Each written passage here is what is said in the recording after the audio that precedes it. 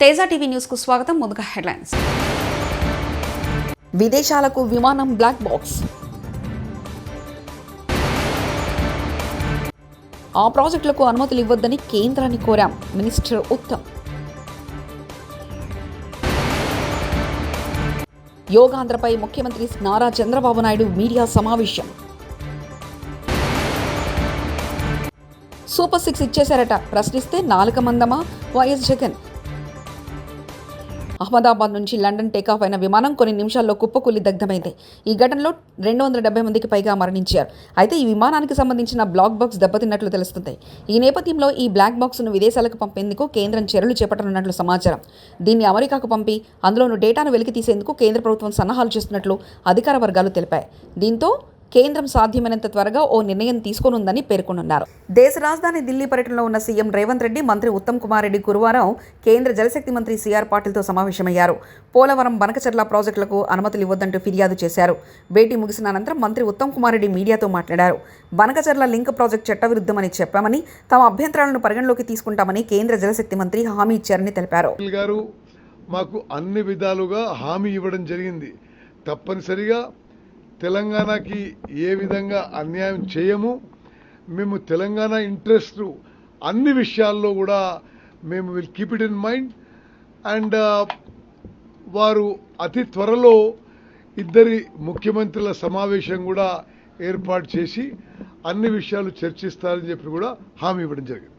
ఏపీలో చంద్రబాబు ప్రభుత్వం విద్యారంగాన్ని భ్రష్టు పట్టించిందని ఆరోపించారు వైఎస్ఆర్సీపీ అధినేత వైఎస్ జగన్.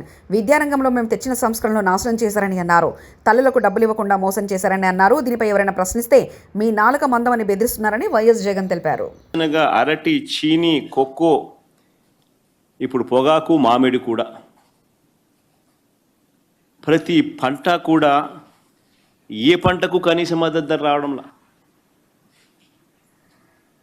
రైతులు అష్ట కష్టాలు పడతా ఉన్నారు. ఈ మధ్యకాలంలోనే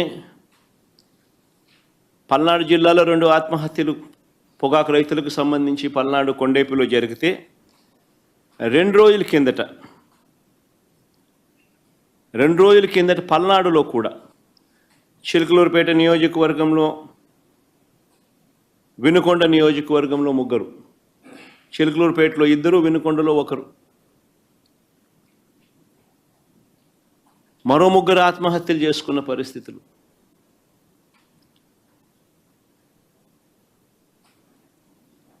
ప్రకాశం జిల్లాలో మన కళ్ళ ఎదుటే ఒక 2 ఆత్మహత్యలు జరిగితే మరో 3 ఆత్మహత్యలు కళ్ళ ఎదుటే కనిపిస్తూ ఉన్నాయి. అయినా కూడా ఈ ప్రభుత్వం పట్టించుకునే పరిస్థితి లేదు.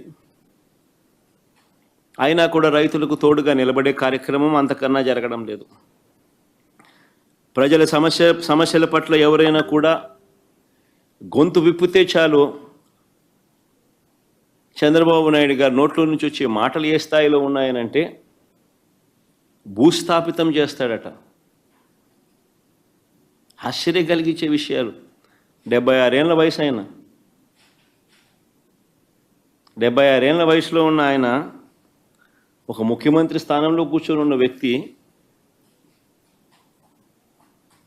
ఒక టీవీ ఇంటర్వ్యూలో మాట్లాడుతూ ప్రతిపక్షాన్ని భూస్థాపితం చేస్తాడంట. ప్రతిపక్ష నాయకుడు పేరెత్తి ఆయన ప్రతిపక్ష నాయకుడిని భూస్థాపితం చేస్తాడంట. ఆ ఎల్లో మీడియాకి సంబంధించిన ఓనర్, ఆ టీవీ ఓనర్ ఒకడు అడుగుతాడు, ఎప్పుడు భూస్థాపితం చేస్తామని. ఈయన అదిగో మొదలు పెట్టేశాను, చేస్తూ ఉన్నాను, త్వరలోనే చేసేస్తాను ఈయన అంటాడు. ఆశ్చర్యం. 76 ఏళ్ళ ముసలాయనైనా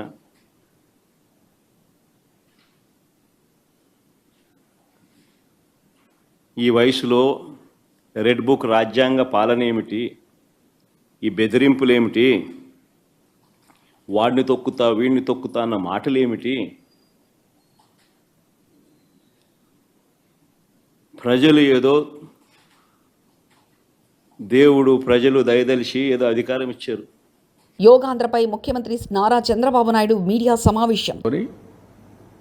దేవునికి ప్రార్థనలు చేసి అన్నీ చేసిన తర్వాత, పూజలు చేసిన తర్వాత మధ్యాహ్నం భోంచేసేవాళ్ళం. హాఫ్ డే బ్రేక్ ఇచ్చేవాళ్ళం. ఇప్పుడు ముస్లిమ్స్ ఏంటి, రంజాన్ మాతంలో మొత్తం సూర్యోదయానికి ముందు భోంచేసి సూర్యాస్తం తర్వాత మళ్ళీ భోంచేస్తూ ఉంటారు. There is a science. ఆ సైన్స్ని ఎవరు ఎంత పర్ఫెక్ట్గా ఉపయోగిస్తారో వాళ్ళకు మ్యాక్సిమం రిజల్ట్స్ వస్తాయి.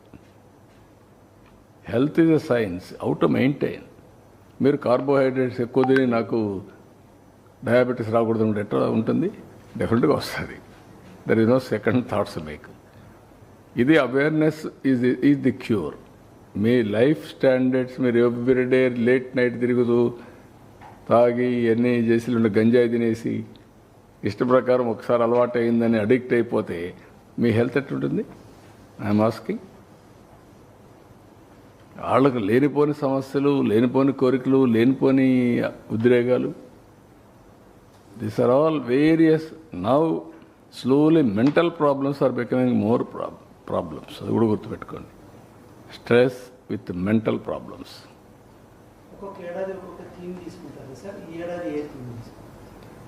ఈ ఏడాది వీడు తీసుకున్న థీమ్ వచ్చి one nation, one world, one earth. One earth, one globe అని. అదేనా? One health, one health, one health, one earth. Okay. One health, one earth అండి. Earth, one earth, one health. Health. Yes. One earth అన్నారా? ఇంకేమైనా పెట్టారా? చూడండి. అండి, one earth, one health. Okay.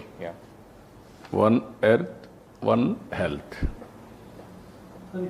Cabinet ఆమోదం లేకుండా కాళేశ్వరం కట్టారని నిరూపిస్తే రాజకీయాల నుండి తప్పుకుంటాను. కాళేశ్వరం ప్రాజెక్టు కేబినెట్లో ఆమోదం పొందలేదన్న రేవంత్ రెడ్డి వ్యాఖ్యలను ఈటెల రాజేందర్ కౌంటర్. కేబినెట్ ఆమోదం లేకుండా కాళేశ్వరం లాంటి పెద్ద ప్రాజెక్టు కట్టిన సంఘటన దేశంలో ఎక్కడైనా ఉందా? ఇలాంటి కీలక అంశాలపై కేబినెట్ ఆమోదం లేకుండా కేసీఆర్ ఎప్పుడు నిర్ణయాలు తీసుకోలేదు. ఆనాడు కేసీఆర్ కేబినెట్లో ఉన్న 3 మంత్రులు ఇప్పుడు మీ పక్కనే ఉన్నారు, వారిని అడగండి, స్పష్టంగా చెప్తారంటూ బీజేపీ ఎంపీ ఈటెల రాజేందర్ వ్యాఖ్యానించారు. కేబినెట్ ఆమోదం లేకుండా ఇంత పెద్ద ప్రాజెక్ట్ నిర్వహించేటువంటి ప్రాక్టీస్ ఎప్పుడైనా ఉంటే చెప్పమని చెప్పండి. దానికి సంబంధించిన మొత్తం ఆధారాలు ఇస్తామని చెప్పినాం. ఇలా నేను ఇంకొక మాట కూడా చెప్తాను. నన్ను అడగడం కంటే కూడా నా మీద మాట్లాడుతున్నాను. కానీ ఆ క్యాబినెట్లో మంత్రులుగా పనిచేసిన వాళ్ళు ఒక 3 అక్కడ ఉన్నారు. ఇప్పుడు 3 ఉన్నారు అక్కడ. ఒకరు మంత్రి లేకపోవచ్చు కానీ 3 మంత్రులు ఉన్నారు. నేనేమంటున్నా అంటే, నేను సూత్రప్రాయంగా బ్లంట్గా చెప్తా ఉన్నా, కేసీఆర్ ఇట్లాంటి ఇష్యూస్ అన్నీ కూడా క్యాబినెట్లో పెట్టకుండా ఆనాడు కాలేదని చెప్పి 100 సార్లు చెప్పి, నేను ఆనాడు మంత్రిగా ఉన్నా కూడా చెప్తున్నా. ఇప్పుడు బీజేపీ ఎంపీగా చెప్పట్లేదు. నేను ఆనాడు ఆర్థిక మంత్రిగా చెప్తా ఉన్నా.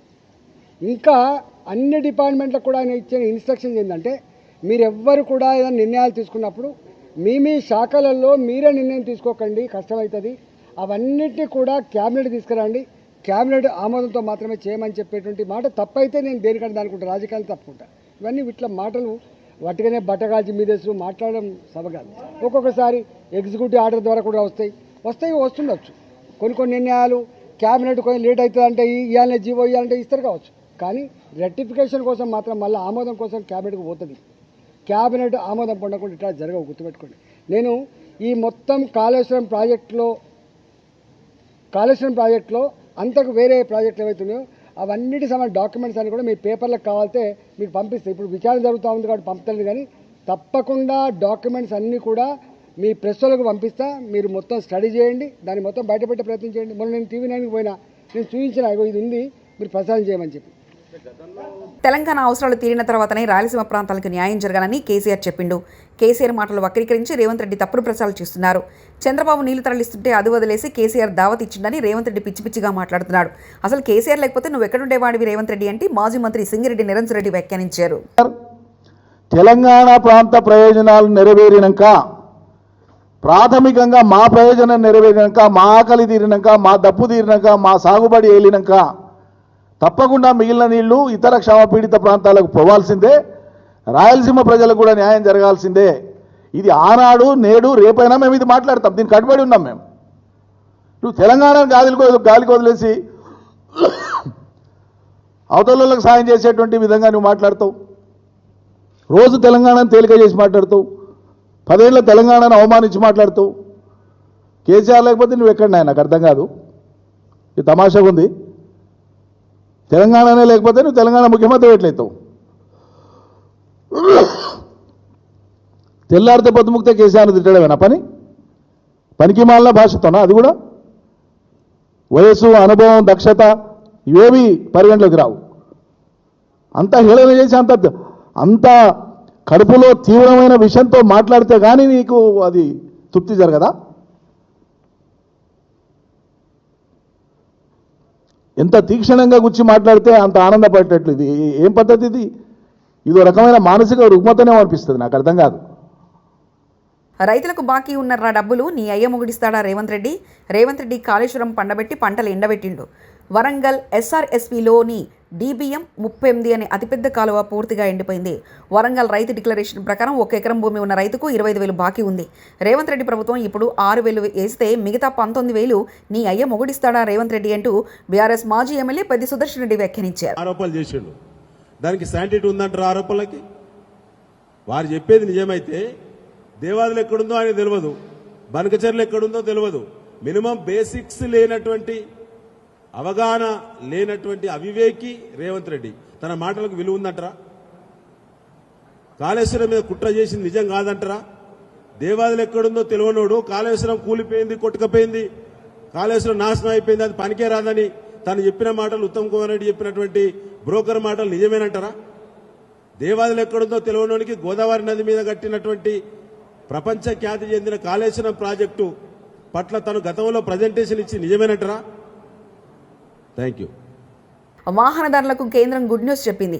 3,000 చెల్లించి ఫాస్టాగ్ పాస్ తీసుకుంటే ఏడాదిలో దేశవ్యాప్తంగా ఏ జాతీయ రహదారిపైన అయినా 200 ట్రిప్పులు ప్రయాణించవచ్చని కేంద్ర మంత్రి నితిన్ గడ్కరీ ప్రకటన చేశారు. కార్లు, జీపులు వంటి నాన్ కమర్షియల్ వాహనాలకే వర్తిస్తుందని స్పష్టీకరణ చేశారు.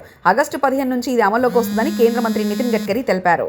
उसकी अगर टोल पे किया जाएगा तो उसकी कीमत कम से कम 10,000 से ज़्यादा रुपए का टोल देना पड़ता था, वो केवल 3,000 रुपये में होगा.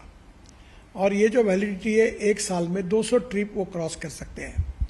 इसके साथ साथ एक ट्रिप मीन्स एक टोल को क्रॉस करना. इसका फ़ायदा ये होगा कि 200 ट्रिप्स यानी 200 टोल क्रॉस करना होगा और एक टोल क्रॉसिंग की एवरेज कॉस्ट केवल 15 रुपये पड़ेगी. कुछ जगह पर ये 80 रुपये है, 50 रुपये है, 100 रुपये है, तो ये केवल 15 रुपये हो जाएगी. और मान लीजिए एक टोल पर आप 50 रुपये भी देते हो तो 200 टोल क्रॉस करने पर उसकी कीमत 10,000 होगी. उसके बदले में आपको केवल 3,000 रुपये में ये पास मिलेगा, एनुअल पास, और सालाना 7,000 रुपये की बचत होगी. और अभी जो सिस्टम हम लोग ला रहे हैं उसके बाद टोल नाके पे जैसे रुकना पड़ता था, रुकने की भी ज़रूरत नहीं पड़ेगी. और निश्चित रूप से ये जनता को ये स्कीम से राहत मिलेगी. ये स्कीम केवल नेशनल हाईवे के लिए है क्योंकि वही हमारा अधिकार है. बाकी रोड जो स्टेट के होते हैं उसके ऊपर ये लागू होने का प्रश्न ही नहीं होता. मैं फिर से एक बार आपको ये विश्वास दिलाता हूँ कि इससे काफ़ी बड़ी राहत मिलेगी. और 15 अगस्त से ये स्कीम पूरे भारत भर शुरू होगी और जिसमें निश्चित रूप से आपकी जो तकलीफ थी वो कम होगी. मैं फिर से एक बार आप सबका बहुत बहुत अभिनंदन करता हूँ और आपको शुभकामनाएं देता हूँ. ధన్యవాద్, నమస్కారం. కృష్ణా జిల్లా నాగాయలంకలో నిర్వహించిన జలయోగా తెలుగు బుక్ ఆఫ్ రికార్డులో స్థానం దక్కించుకుంది. యోగాంధ్ర కార్యక్రమంలో భాగంగా శ్రీ రామపాద క్షేత్రం వద్ద కృష్ణానదిలో జలాసనాలు నిర్వహించారు. యోగాసనాల్లో స్థానికులతో పాటు వివిధ ప్రాంతాల నుంచి వచ్చిన 150 మంది చిన్నారులు, పెద్దలు, విజయవాడకు చెందిన అవారాజల అభ్యాసకులు పాల్గొన్నారు. వీరు నదీ జలాలపై శవ, వాయు, దిగ్బంధనం ఆసనాలు వేసి ఆకట్టుకున్నారు.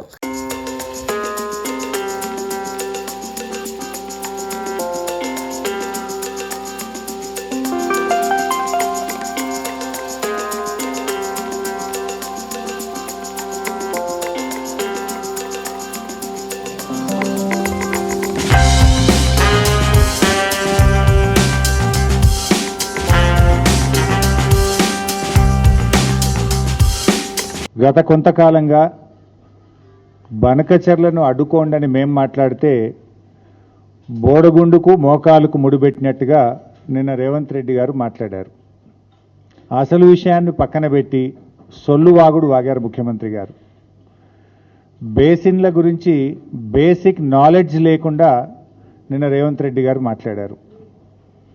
ఆయనకు బహుశా విదేశాలకు విమానం బ్లాక్ బాక్స్. ఆ ప్రాజెక్టులకు అనుమతులు ఇవ్వొద్దని కేంద్రాన్ని కోరాం. మినిస్టర్ ఉత్తమ్. యోగాంధ్రపై ముఖ్యమంత్రి నారా చంద్రబాబు నాయుడు మీడియా సమావేశం. సూపర్ 6 ఇచ్చేశారట, ప్రశ్నిస్తే నాలుక మందమా వైఎస్ జగన్. ఇవి బులెటిన్ విశేషాలు. చూస్తూనే ఉండండి తేజ టీవీ న్యూస్.